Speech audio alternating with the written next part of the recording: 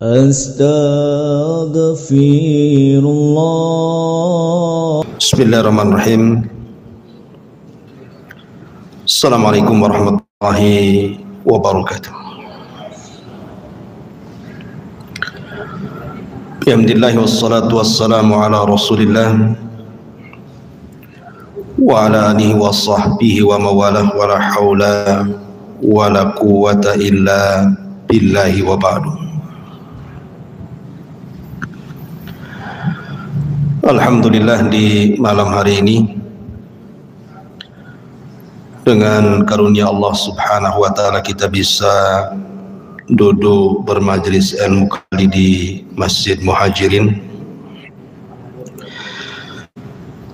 karena kita masih suasana permulaan bulan Sya'ban.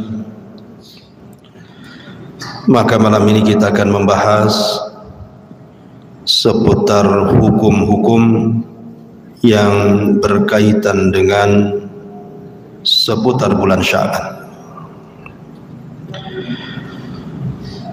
Dan saya akan membacakan satu hadis yang merupakan patokan hukum-hukum yang kita akan bahas di bulan Sya'ban ini. Hadis ini dikeluarkan oleh Imam An-Nasa'i dari sahabat Usamah ibn Zaid radhiyallahu anhu. Dan Usamah ibn Zaid adalah putra daripada Zaid ibnul Harithah. Dan Zaid ibn Harithah adalah anak angkat Rasul sallallahu alaihi wasallam. Usamah ibn Zaid, dia berkata dan bertanya kepada Nabi sallallahu alaihi wasallam soal puasa di bulan Sya'ban. Ya Rasulullah, lam araka tasumu min syahrin minasy-syuhuri ma tasumu fi Sya'ban. Qala dzaka syahrun taghfulun nasu fi an bainar Rajab wa Ramadan, wa huwa syahrun turfa'u fihi al-a'mal ila rabbil alamin, wa uhibbu an yurfa'a amali wa ana sha'im. Kata Usamah ibn Zaid, dia mengatakan, ya Rasulullah, aku tidak pernah melihat Anda berpuasa sunnah sebanyak berpuasa sunnah di bulan Sya'ban. Ada apa dengan bulan Sya'ban ini? Maka Nabi SAW menjawab, bulan Sya'ban adalah bulan yang dilalaikan manusia, karena terletak di antara bulan Rajab dan bulan Ramadan. Dan dia adalah bulan di mana seluruh amal-amal hamba-hamba diangkat ke langit. Dan saya suka ketika amalanku diangkat, saya sedang berpuasa. Inilah hadis yang kita akan bahas di malam hari ini. Ma'asyiral muslimin yang dimuliakan Allah subhanahu wa ta'ala, dalam hadis ini ada 3 poin yang penting yang kita akan bahas. Pertama, ketika Nabi SAW memperbanyak puasa sunnah di bulan Sya'ban, alasan Nabi SAW karena bulan Sya'ban adalah bulan yang dilalaikan manusia. Kenapa Rasul mengatakan dilalaikan manusia? Karena Sya'ban itu terletak di antara 2 bulan mulia. Pertama bulan Rajab, di antara 4 bulan yang disebut dengan Ashhurul Hurum. Dan itu dicantumkan dalam surah At-Taubah 36.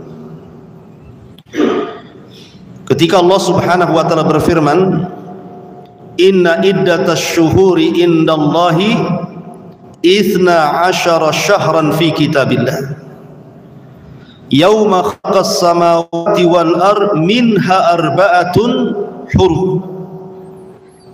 Dari 12 bulan yang Allah ciptakan, ada 4 bulan yang disebut dengan 4 bulan mulia. Kemudian Rasul mentafsirkan ayat itu dengan hadisnya. Pertama Zulqa'dah, kedua Zulhijjah, ketiga Muharram, dan ini berturut-turut. Tetapi yang satu terpisah bulan Rajab, disebut dengan Rajabul Mudhar. Dari sini kita tahu bahwa Rajab itu bulan kemarin adalah bulan mulia karena disebut dari 4 bulan Asyhurul Hurum. Kemudian yang kedua Ramadan.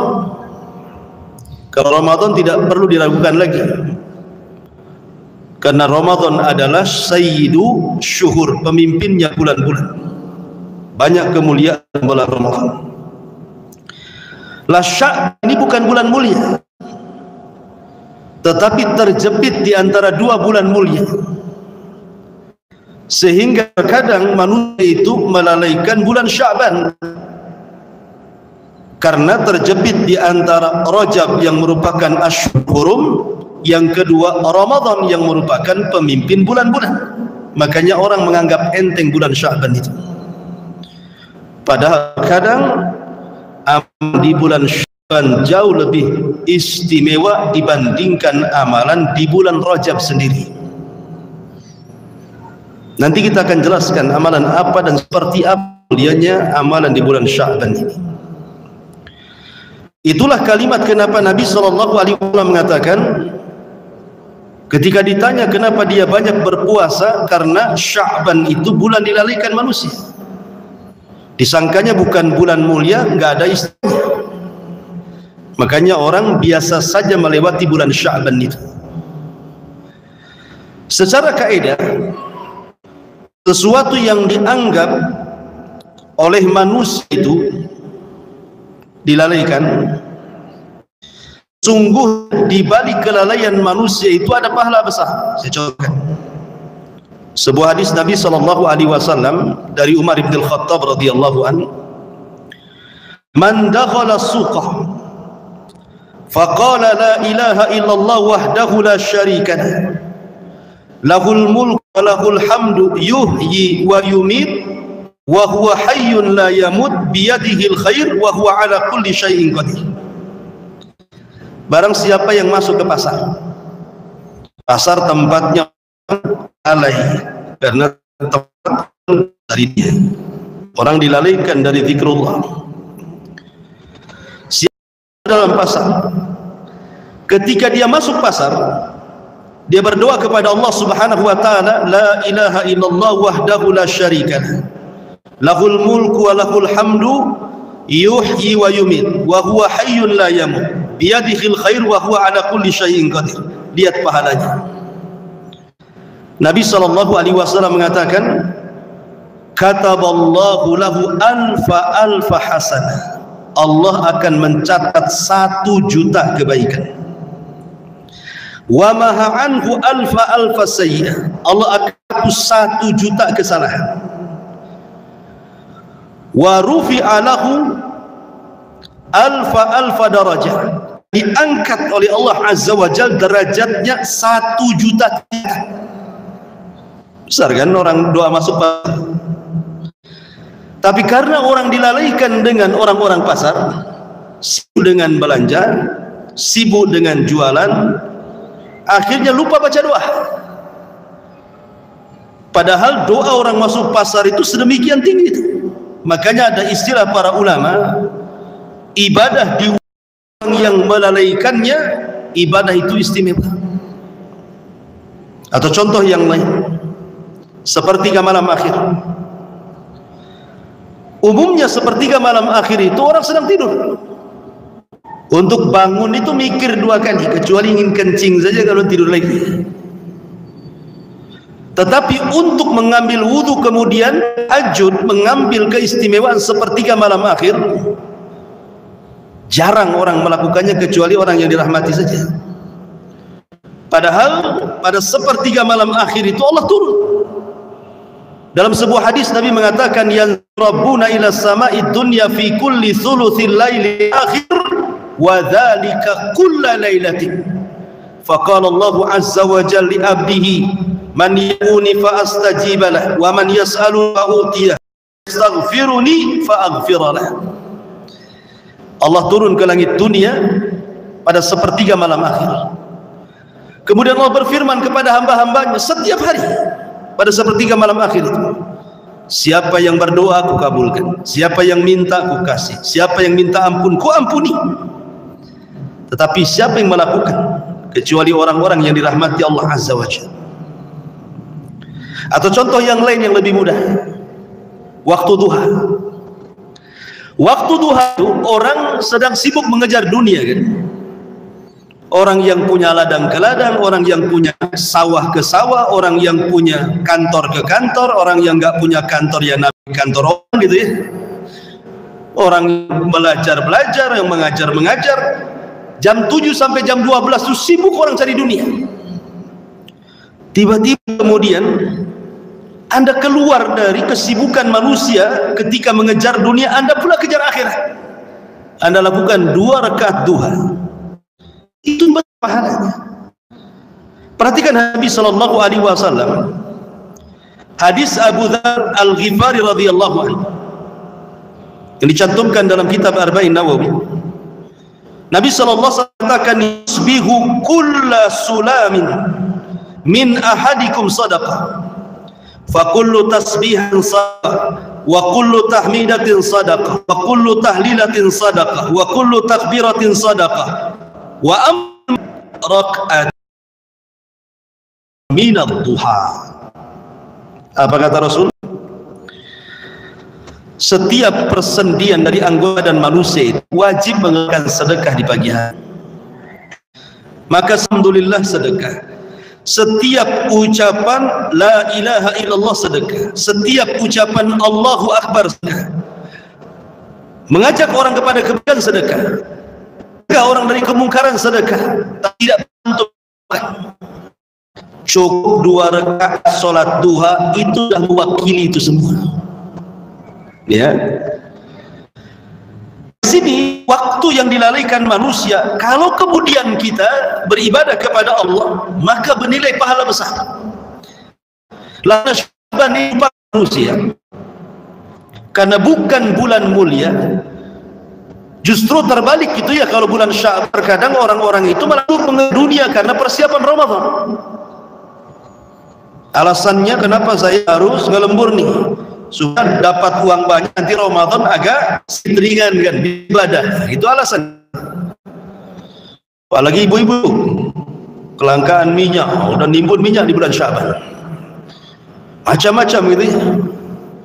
Sehingga kemudian kata Nabi SAW, kenapa saya baca di bulan Sya'ban? Dzaka syahru taghfu anhu nas, karena manusia lalai di bulan Sya'ban ini. Ini yang pertama. Yang kedua, bulan Sya'ban kalau Anda berpuasa, ada sebuah kaidah, sebuah ibadah sunnah yang merapat kepada ibadah wajib, maka ibadah sunnah itu istimewa. Contohnya rawatib. Rawatib itu termasuk sunnah-sunnah dalam solat yang sangat istimewa dari sekian solat-solat sunnah. Kenapa? Karena dekatan dengan wajib. Makanya ada istilah qobliyah, ada istilah ba'diyah. Satu-satunya solat yang bisa menempel kekurangan solat wajib hanya qobliyah dengan ba'diyah saja. Maka sebagaimana solat rawatib itu istimewa bagi solat sunnah karena merapat kepada yang wajib, begitu juga puasa di bulan Sya'ban itu sama dengan qobliyah, sementara puasa Syawal sama dengan ba'diyah. Jadi qobliyah puasa itulah Sya'bannya, nanti ba'diyahnya itu Syawalnya. Dari sini menunjukkan bahwa puasa di bulan Sya'ban itu istimewa karena merapat ke yang wajib. Ini yang kedua. Yang ketiga, puasa di bulan Sya'ban itu puasa yang tidak serentak kaum muslimin melakukannya. Lain dengan Ramadan kan. Kalau Ramadan kan serentak, mau laki-laki, mau perempuan, mau anak-anak, mau dewasa, mau tua, mau muda, semua puasa. Sehingga tantangan puasanya itu tidak terlampau berat, karena semua orang yang berpuasa kan gitu. Warung-warung pada tutup, walaupun tutup depan belakang, yang penting kan ditutup ya. Kemudian orang yang makan di jalan-jalan tidak ada, semua orang puasa, sehingga tantangan puasanya itu tidak berat. Tapi kalau puasa Sya'ban, iya ada yang puasa, ada yang enggak. Semua warung pada buka, belum ada larangan tutup. Yang makan di jalan, yang cincau munar mandir, yang jual ini, dari mana-mana tantangan itu. Sehingga kalau orang kemudian berpuasa dengan tantangan berat, puasa sunnah maksudnya, tentu bernilai pahala karena mendekati nilai ikhlasnya itu tinggi dibandingkan kalau seandainya puasa rame-rame gitu ya. Kalau puasa sendiri-sendiri kan kadang-kadang berat itu gangguannya. Ma'asyiral muslimin yang dimuliakan Allah Azza wa Jalla, ini juga diantara faedah dari kalimat bahwa Sya'ban itu bulan yang dilalaikan. Kemudian poin yang kedua dari sini, Nabi SAW mengatakan, wa huwa syahr turfa'u fihi al-a'mal. Bulan Sya'ban itu bulan diangkatnya amalan kita. Amalan manusia diangkat itu dalam 4 kondisi. Amalan kita maksudnya amalan kebaikan kita sehari-hari, salat kita, puasa kita, zakat kita, silaturahim kita, baca Quran kita, zikir kita, macam-macam lah ibadah itu. Itu akan diangkat lagi. Kapan? Pada kondisi. 1, ada yang sifatnya harian. 2, ada yang sifatnya pekanan atau mingguan. 3, ada yang sifatnya tahunan. Dan yang keempat, akhir dari seluruh amalan kita diangkat dan tidak pernah turun lagi ke bumi. Yang pertama, Nabi SAW bersabda dalam sebuah hadis, Abi Hurairah radhiyallahu an, beliau berkata mendengar Nabi SAW bersabda, yata'aqabuna fikumul malaika, malaikatul laili wa malaikatul nahar, wa yajtami'una fi salatil asri wa salatil fajri. Allah Subhanahu wa ta'ala setiap hari mengirim para malaikat yang mencatat kebaikan di malam hari dan kebaikan di siang hari. Malaikat ini tidak mencatat kejelekan, dia hanya mencatat kebaikan saja. Yang mencatat kebaikan dan kejelekan itu Raqib dan Atid, sudah ada pencatatnya. Ini malaikat lain, dia khusus dikirim oleh Allah. Sip-sipan, ada yang sip malam, ada yang sip siang. Lah berjumpanya di 2 salat, wa yajtami'una fi salatil asri wa salatil fajr. Berjumpa di 2 salat, salat asar dan salat fajar. Lah malaikat yang bertugas mencatat kebaikan di malam hari, mereka turun ketika manusia sedang salat asar dan mencatat siapa-siapa yang sholat asar itu. Kalau laki-laki berjamaah, kalau perempuan di rumah. Sampai kemudian kebaikan kita di malam hari ini. Apakah malam ini kita sholat?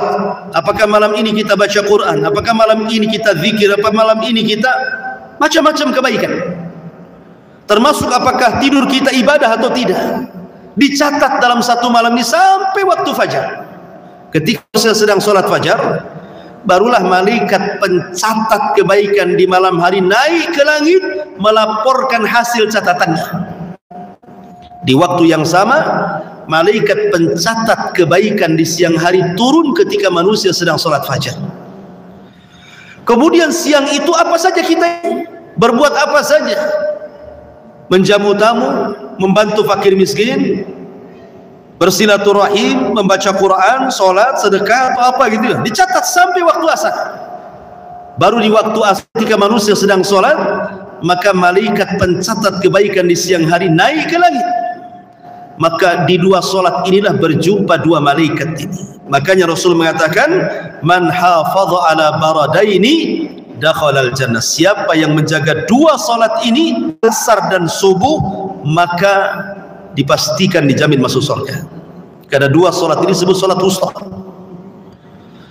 Ini yang pertama, catatan kita diangkat di dua waktu, asar dan subuh. Yang kedua, catatan kita diangkat yang sifatnya pekanan mingguan, dan itu ada di dua hari. Pertama hari Senin, yang kedua hari Kamis, dan itu berdasarkan hadis Nabi SAW. Nabi SAW mengatakan, tu'radul a'mal wa fi riwayatin tuftahu abwabul jannah. Jadi amalan-amalan itu akan ditampakkan ke hadapan Allah. Dalam riwayat, pintu-pintu surga terbuka pada hari itu. Kapan itu? Fi kulli khamisin wasnaini. Di hari Kamis dan hari Senin, atau senangnya Senin dan Kamis. Disitulah amalan kita diangkat. Makanya ada puasa sunnah yang disebut dengan puasa Senin dan Kamis, karena hari itu amalan kita. Kemudian yang ketiga, ada yang sifat inilah bulan Sya'ban. Bulan Sya'ban itu amalan kita diangkat, tidak harus tunggu subuh dan asar, tidak harus tunggu Senin dan Kamis, setiap hari. Mau pagi, mau siang, mau sore, mau malam, mau jam berapa saja, amalan kita diangkat. Karena selama bulan Sya'ban pintu langit terbuka, dan amalan kita diangkat sampai ke atas. Dari sini Nabi SAW, kenapa Nabi SAW memperbanyak puasa di bulan Sya'ban itu? Alasan Rasul, wa huwa syahru turfa'u fihi al-a'mal. Karena bulan ini adalah bulan diangkatnya. Maka Nabi SAW memilih ibadah puasa. Apa yang dipilih ibadah puasa? Kenapa tidak ibadah yang lain? Pertama, karena Sya'ban itu muqaddimah Ramadan. Makanya Nabi SAW memilih ibadah puasa, karena Ramadan itu ibadah yang paling sentral adalah puasa. Kalau sholat 5 waktu ya sudah jelas kan gitu. Kalau Ramadan kan identik puasa. Makanya Nabi SAW memilih Sya'ban ibadah pokoknya puasa. Maksudnya ibadah sunnahnya, karena muqaddimah masuk Ramadan. Orang kalau terbiasa puasa di bulan Sya'ban, ringan dia puasa di bulan Ramadan. Orang yang tidak pernah puasa Sya'ban ataupun 1 tahun tidak pernah puasa, berat puasa Ramadan, sehingga harus melawan rasa lapar, dahaga gitu ya, karena jarang puasa. Makanya dipilih ibadah puasa. Yang kedua, karena satu-satunya ibadah yang susah dimasuki riya itu adalah ibadah puasa. Ibadah yang bisa mentarbiyah hati itu adalah ibadah puasa. Makanya kenapa di dalam Al-Quran ketika Allah Subhanahu wa ta'ala memerintahkan puasa, apa kata Allah? Kutiba alaikumul kama kutiba alal ladzina min qablikum ya ayyuhalladzina amanu kutiba alaikumus siyam kama kutiba alal ladzina min qablikum la'allakum tattaqun. Wahai orang-orang yang beriman, diwajibkan atas kalian berpuasa sebelum kalian diwajibkan berpuasa. Lihat hikmah, la'allakum tattaqun. Khitabnya kemana di sini? Ke hati. Allah tidak mengatakan sebagaimana puasa diwajibkan kepada umat sebelum kalian supaya kalian lapar, tidak. Supaya kalian haus, tidak juga. Supaya kalian merasakan orang miskin tidak akan dan mereka haus, tidak juga. Tapi Allah katakan la'allakum tattaqun, ditembuskan ke dalam hati supaya kalian takwa. Takwa itu di mana letaknya? Rasul katakan at-taqwa hahuna. Takwa itu di sini. Maksud hati. Jadi khitabnya puasa itu ke dalam hati. Makanya satu ibadah bisa mentarbiyah hati itu puasa. Lain dengan sholat. Allah mengatakan inna sholata tanha anil fahsya wal munkar. Kalau sholat menahan ucapan kotor, fahsya, munkar, perbuatan fasik. Tapi puasa itu masuk ke jantung hati orang. La'allakum tattaqun. Sehingga puasa mentarbiyah hati. Dan ibadah satu-satunya yang susah dimasuki riya, bukan berarti tidak bisa riya, bisa, tetapi agak sulit riya masuk, itu orang yang berpuasa. Kalau sholat nampak gerakannya, bisa riya. Sedekah nampak uangnya dipegang, bisa riya. Haji apalagi. Kalau puasa mau riya gimana?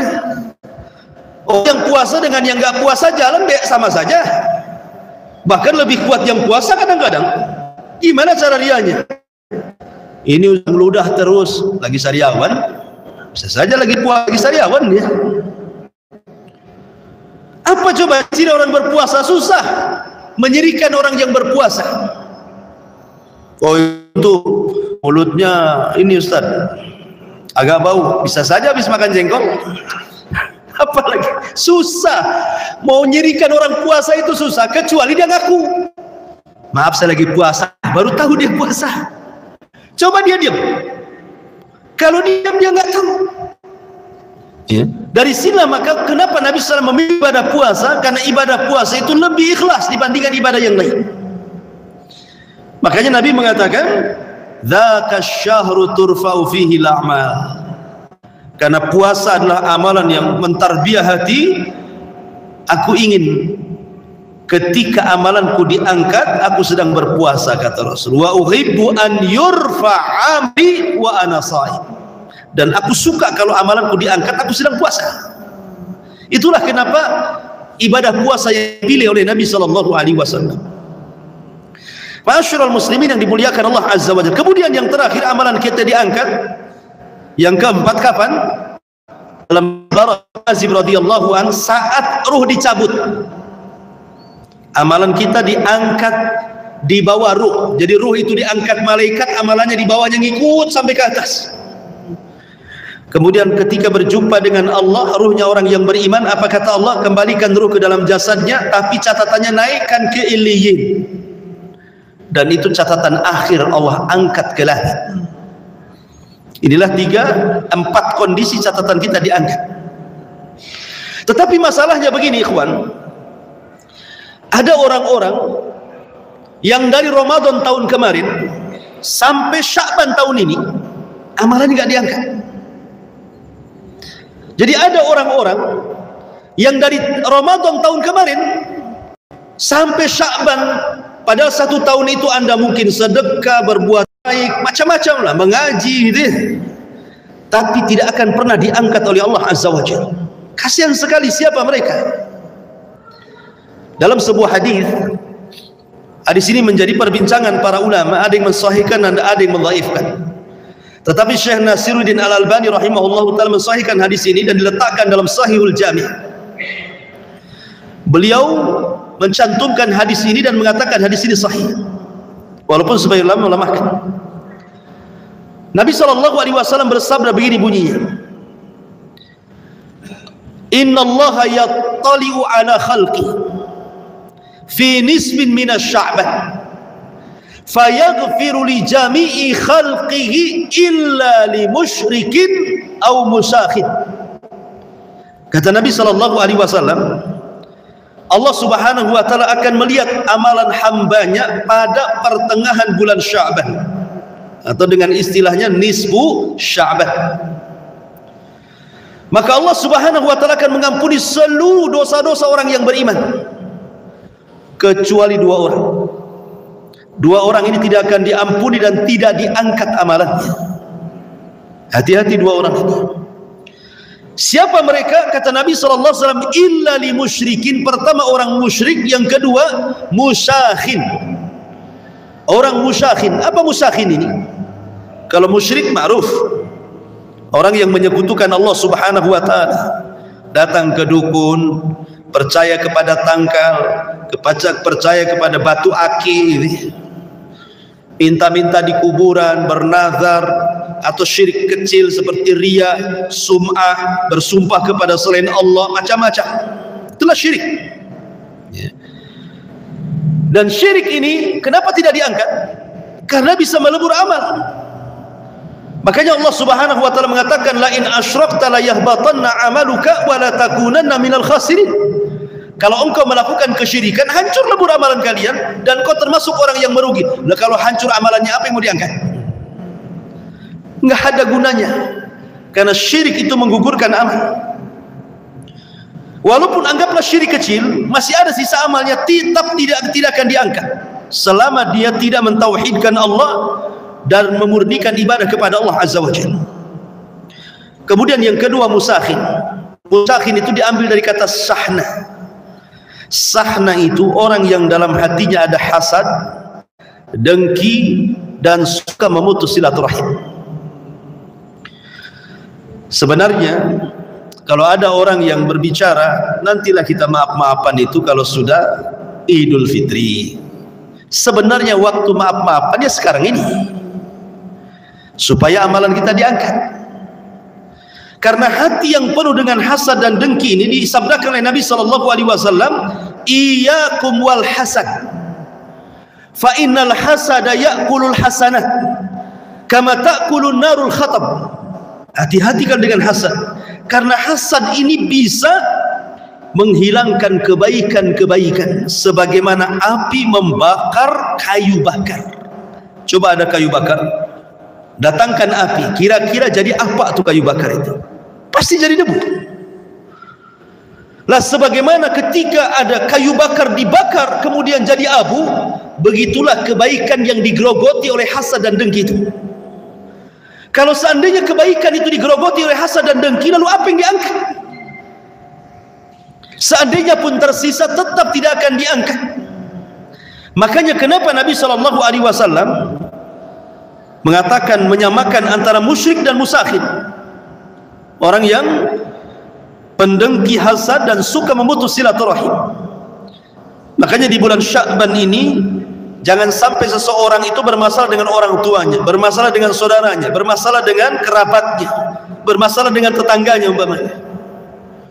Sudah 1 bulan ini lepaskan hati-hati itu, karena ini bulan salamatus sadri, bulan di mana kita disuruh selamat hatinya. Innallaha la yanzuru ila suwarikum wala ila amwalikum walakin yanzuru ila qulubikum wa a'malikum. Allah tidak melihat bentuk rupa kalian atau harta kalian, yang Allah lihat hati kalian. Jadi bulan Sya'ban itu sebenarnya amalan yang lebih tinggi dibandingkan hanya sekedar berpuasa. Kalau orang berpuasa tetapi masih ada kedengkian, percuma puasanya, karena nggak akan diangkat. Kalau orang sholat, kemudian sedekah, kemudian baca Quran, berzikir, tapi masih memutus silaturahim dengan keluarganya, percuma ibadah-ibadahnya. Jadi sebenarnya ibadah inti di bulan Sya'ban itu salamatul lisan wa salamatus sadri. Berusaha untuk selamat lisannya dan selamat hatinya. Apa maksudnya? Al-Imam Ibnul Mubarak, seorang alim min ulama'i tabi'in, alim zahid, al-allamah, Al-Imam Abdullah ibn Mubarak mengatakan ketika ditanya soal husnul khuluq, ya Imam, apa sih husnul khuluq itu, baik akhlak itu? Maka dia meringkas dengan 3 kata. Kalau anda ada pada 3 kata ini, memang baik akhlaknya. Pertama, kata beliau, kaful adha. Yang kedua, badlun nadha. Yang ketiga, talaqatul wajhi.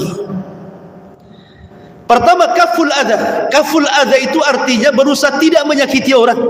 Dengan lisannya dia tidak menyakiti, dengan perbuatannya tidak menyakiti, termasuk dengan hatinya tidak menyakiti orang. Bagaimana hati bisa menyakiti orang? Ya dengan cara suudon umpamanya. Nah, sekarang ini kan zaman-zaman suudon nih. Ini seseorang, contoh nih, kan alat komunikasi kayak handphone nih, gara-gara umpamanya WA atau telepon tidak dijawab, kadang WA-nya hari ini dijawabnya bulan depan gitu ya umpamanya kan, itu sudah suudon kita ini sama orang. Apa ini gitu kan, gitu ya. Ini kan sudah jahat hati ini sebenarnya. Alat komunikasi ini membuat kotor hati sebenarnya. Masyarul muslimin yang dimuliakan Allah Azza wa Jalla, apalagi istri antum nggak dibalas saja salah tuh, langsung sudah. Gitu ya. Jadi itulah disebut kaful adha namanya. Kaful adha itu artinya lisan, perbuatan, hati tidak menyakiti orang. Dan di bulan Sya'ban ini jangan sampai. Makanya kenapa Rasul mengatakan al-muslimuna man salimal muslimuna min lisanihi wa yadi. Seorang muslim itu dikatakan muslim kalau muslim yang lain selamat dari lisan dan tangannya.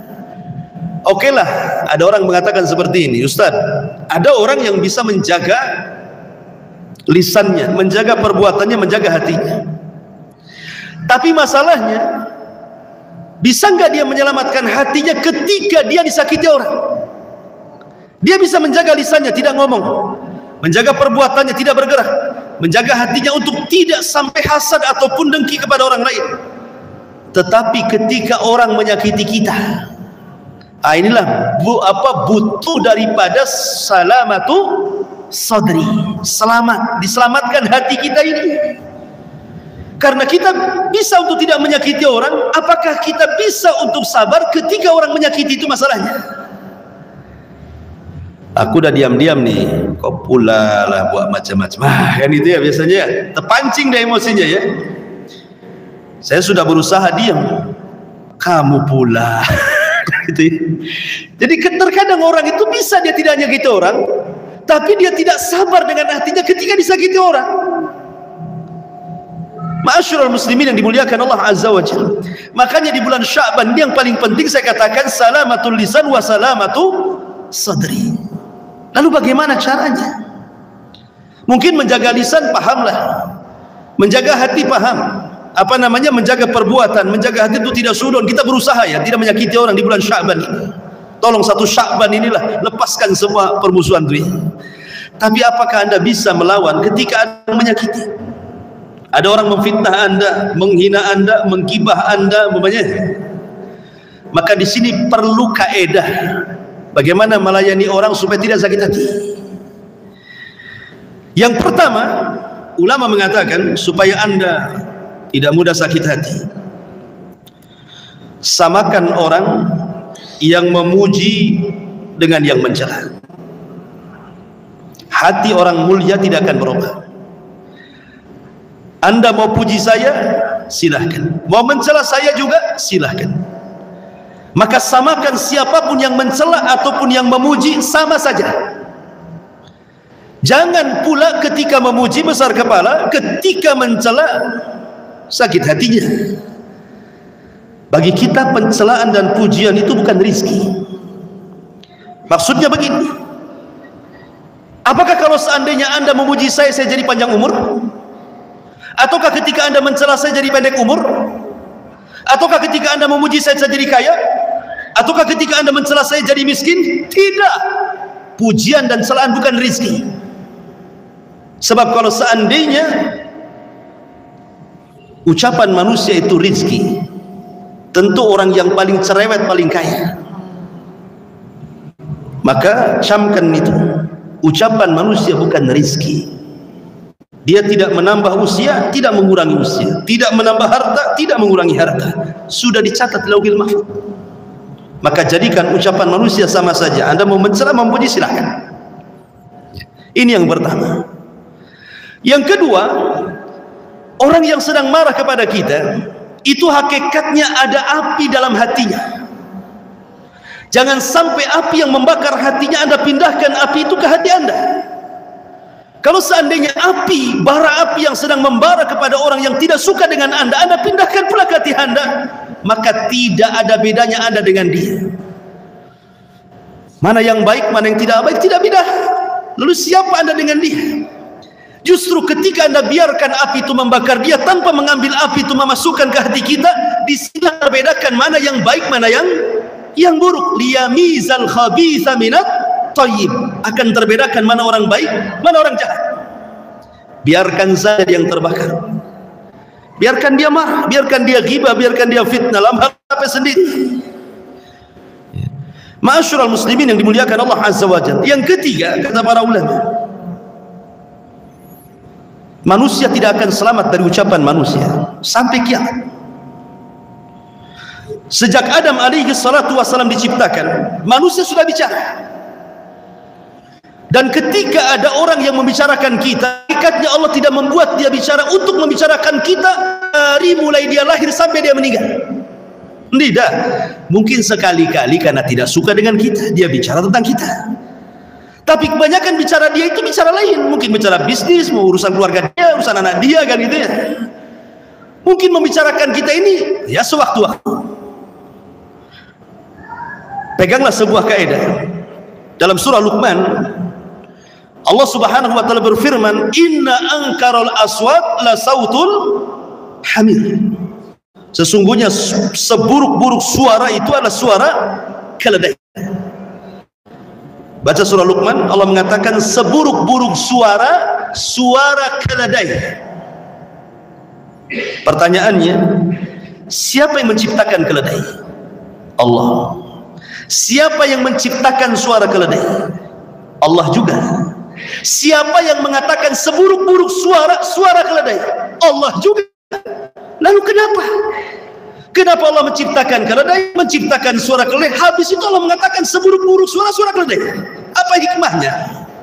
Kata ulama, bahwa ada orang-orang yang diciptakan seperti keledai.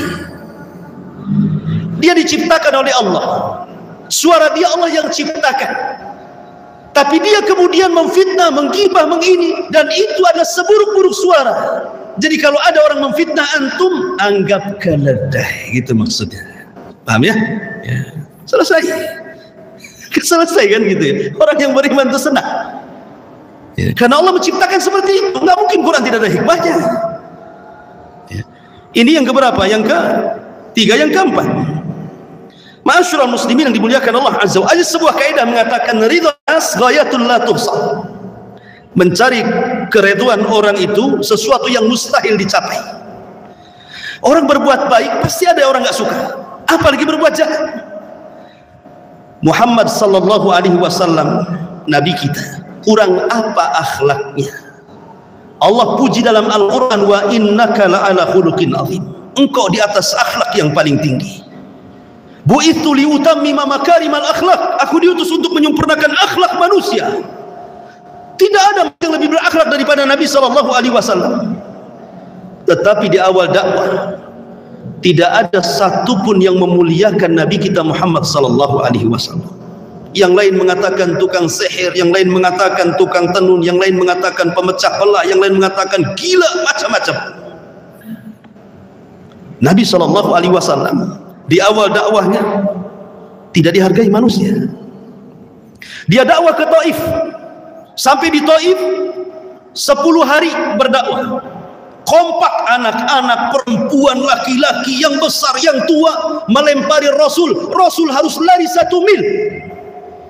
Tapi Nabi sallallahu alaihi wasallam tidak mengeluh kepada Allah, ya Rabb, aku kan Nabi, kenapa kau biarkan mereka melempari aku? Aku kan Rasul, kenapa mereka tidak kau cegah? Aku ini utusanmu. Tidak juga Rasul mengatakan seperti itu. Tapi Nabi hanya menyerahkan urusannya kepada Allah. Ashku dha'fa quwwati ya Rabb. Aku hanya mengadukan kelemahanku kepadamu. Selama engkau tidak murka kepadaku ya Rabb, fala ubali, aku tidak akan peduli dengan mereka. Mereka mau mencela, mereka mau melempar, terserah. Yang penting kau tidak murka kepadaku. Maknanya apa? Silahkan Anda jatuh di mata manusia, tapi jangan jatuh di mata Allah. Itu saja. Nggak masalah, orang mencela silakan celah, tapi jangan jatuh di mata Allah. Itulah Rasul kita mengajarkan bagaimana ucapan orang itu jangan ditelan. Ini kaidah supaya tenang hatinya. Sebab ada orang yang merekam suara itu dipendam-pendam, gulanya naik, kolesterolnya naik, ujung-ujungnya awal beras. Ma'asyiral muslimin yang dimuliakan Allah Azza wa Jalla. Ini namanya kaidah hidup. Sebuah kaidah. Allah Subhanahu wa taala menyebutkan satu kisah dalam Ashabul Kahfi. Kisah Ashabul Kahfi, anak-anak muda terjerembab dalam sebuah gua karena lari dari tidak mau menyembah berhala. 7 anak muda dan 1 anjingnya itu bersembunyi dalam gua. Kenapa? Dipaksa menyembah berhala oleh raja zalim. Mereka nggak mau. Kemudian mereka diancam, diberikan waktu 3 hari. Kalau mereka tidak bertobat, artinya tidak kembali menyembah berhala, mereka akan dibunuh. 3 hari ini dijadikan mereka untuk lari dan kabur. Kaburlah 7 orang ini masuk ke dalam gua. Dalam gua tiba-tiba ditidurkan 3 abad lebih, 300 tahun lebih ditidurkan di situ. Ketika kemudian datang seorang penggembala, datang hujan, penggembala ini ingin menyaksikan kambing-kambingnya cari lubang. Rupanya lubang itu penutup gua Ashabul Kahfi, dibongkar, masuk angin. Angin ini menerpa satu di antara 7 Ashabul Kahfi, bangun.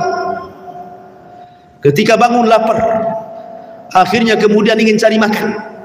Keluarlah salah satu orang tanpa membangunkan yang 6 orang itu. Keluar dia cari makanan dengan bawa uang. Ketika hendak membeli, uangnya nggak laku. Ini uang kuno nih katanya, sudah 300 tahun, gimana mau laku? Sudah ganti dinasti. Sehingga tukang warung ini kaget, ini uang apa ini katanya, nggak laku uang ini. Kagetlah dia. Kemudian uang ini tersebar akhirnya sampai kepada sang raja. Rupanya rajanya sudah beriman. Rajanya bukan raja zalim lagi, bukan raja musyrik lagi. Ini raja yang bertauhid, yang beriman. Beriman kepada agamanya Nabi Isa bin Maryam. Akhirnya diceritakan, kagum sang raja. Tidak percaya, akhirnya diajak ke gua, dibangunkan yang 6 orang itu. Akhirnya dimuliakan. Apa hikmah dari kisah ini? Lihat Ashabul Kahfi. Ketika menumbangkan raja zalim, tidak dengan senjata, tidak dengan pasukan, tidak dengan berontak, dengan tidur bisa kalah. Dengan tidur bisa kalah kan? Dia tidur 300 tahun, bangun mati rajanya. Apa nggak hebat tuh? Jadi terkadang ikhwan, mengalahkan musuh tidak harus dengan senjata, mengalahkan musuh tidak harus dengan logika, dengan tidur. Kalah itu musuh itu. Artinya apa tidur di sini? Bukan tidur kayak tidur ngorok itu, enggak. Maksudnya faidah daripada kisah ini, jangan pedulikan, itu maksudnya. Seolah nggak kenal, kayak orang tidur kan nggak sadar ya, nggak kenal orang. Kenal si anu, nggak kenal, padahal tetangganya. Supaya jangan terpikir lagi kasusnya, jadi dia tenang. Sebab awak kenal itu si anu gini, tuh ngerembet tuh, kesan kemari jadi gibah kan gitu. Ya. Lah dari sini ma'asyiral muslimin yang dimuliakan Allah Azza wa Jal, maka penting dari kisah Ashabul Kahfi, jangan pernah pedulikan manusia. Kita hidup ini mencari keridhaan Allah Subhanahu wa taala, maka yang penting adalah di sini Allah mengangkat derajat manusia setinggi-tingginya apabila hamba berlindung dengan Allah Subhanahu wa taala. Makanya udzkurullaha yadzkurkum. Ingatlah Allah, Allah akan ingat kalian. Tapi kalau lupa Allah, Allah pun lupa kalian.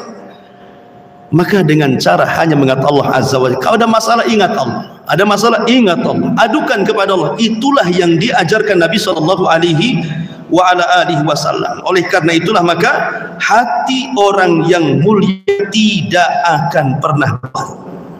Hati orang mulia tidak akan berubah. Jatuh di mata manusia, tapi tetap terangkat di mata Allah.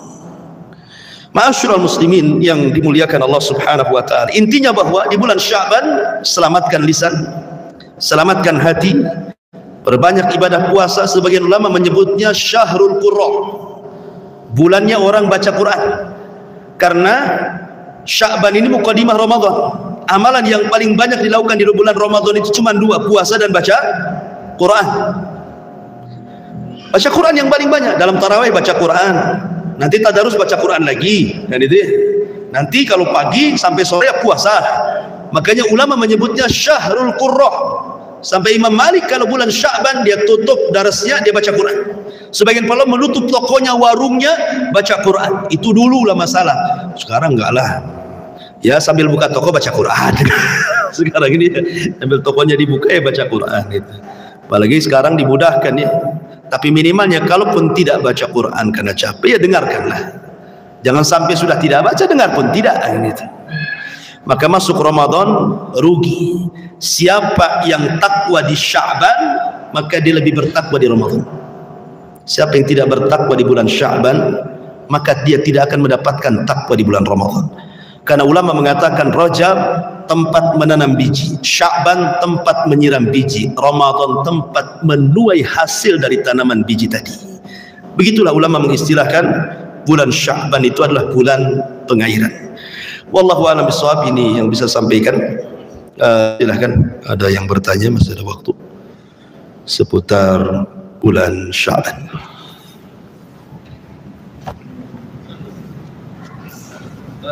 Siap.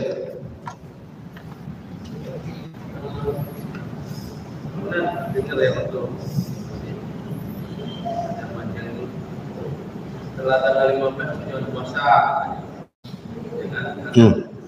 hadisnya ada, hadisnya juga tuh, tapi ada hadis yang lain juga bahwa Rasulullah sendiri selama bulan puasa. Iya. Terus berpuasa di bulan Sya'ban ini, itu Allah akan turun ke langit dan akan bertanya kepada malaikat siapa-siapa menjelang terbit sampai terbenam yang beribadah. Baik. Alhamdulillah. Pertama, hadis-hadis seputar nisfu Sya'ban semua lemah. Tidak ada yang kecuali satu yang tadi saya baca. Semua riwayat, semua rata-rata maudhu palsu. Keutamaan nisfu Sya'ban, ya, keutamaan nisfu Sya'ban tidak ada yang sahih satu pun, kecuali satu hadis yang tadi sahihkan oleh Syekh Albani rahimahullah taala. Itu pun menceritakan tentang amalan hati. Jangan sampai orang terjerumus kepada syirik dan kedengkian di Sya'ban ini. Adapun tentang amalan-amalan baca Yasin atau apalah istilahnya ya, atau acara apa gitu di nisfu Sya'ban, tidak ada yang sahih riwayat. Tidak ada yang sahih. Saya akan bacakan beberapa riwayat, kebetulan saya sudah rangkum. Ada beberapa hadis yang menyebar di masyarakat. Hadis ini rata-rata maudhu. Contoh, hadis tentang Allahumma barik lana fi Rajab wa Sya'ban wa ballighna Ramadan. Ya Allah, berkahi kami di bulan Rajab dan Sya'ban, sampaikan kami di Ramadan. Hadis ini maudhu. Tetapi kalau dijadikan doa tidak ada masalah. Tapi jangan disandarkan hadis ini kepada Nabi. Hadis ini maudhu. Tapi kalau untuk doa saja nggak apa-apa. Ya. Kemudian yang ke nomor 2, hadis tentang fadlu syahri Sya'ban kafadli ala sairil anbiya. Keutamaan bulan Sya'ban itu seperti keutamaanku di antara seluruh para nabi. Ibnu Hajar mengatakan maudhu. Kemudian hadis Nabi SAW mengatakan, idza kanat lailatun nisfin min Sya'ban faqumu lailaha wa sumu naharaha.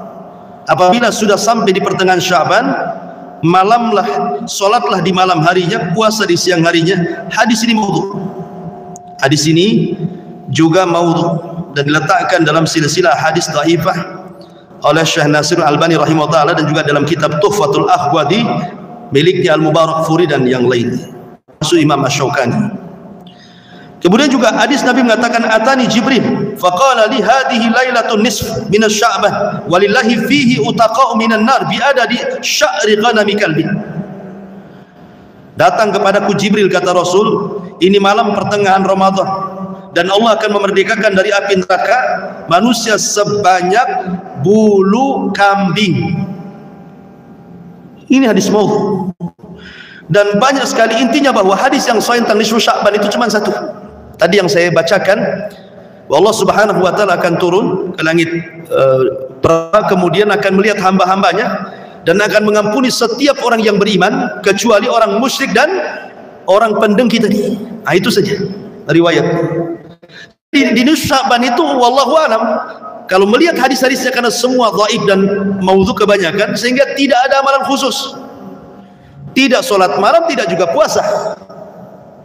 Adapun tentang kenapa tidak boleh puasa setelah nisfu Sya'ban, maksudnya orang yang memulai puasa, bukan orang yang sudah puasa dari awal Sya'ban. Memulai, karena ada hadis mengatakan idzan tasafa Sya'ban fala tasumu. Memang ada hadis, apabila Sya'ban sudah pertengahan jangan puasa, artinya jangan memulai puasa. Kalau puasanya sudah dari awal Sya'ban ya nggak apa-apa. Memulai, mamanya dari awal sampai tanggal 15 tidak puasa dia. Ketika sudah lewat pertengahan mau pula puasa Senin Kamis, sebaiknya jangan, kecuali puasa qadha.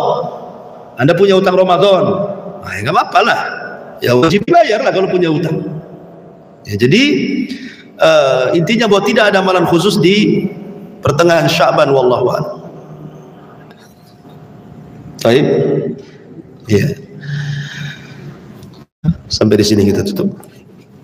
Subhanallah bihamdika asyhadu an la ilaha illa anta astaghfiruka wa atubu ilaik.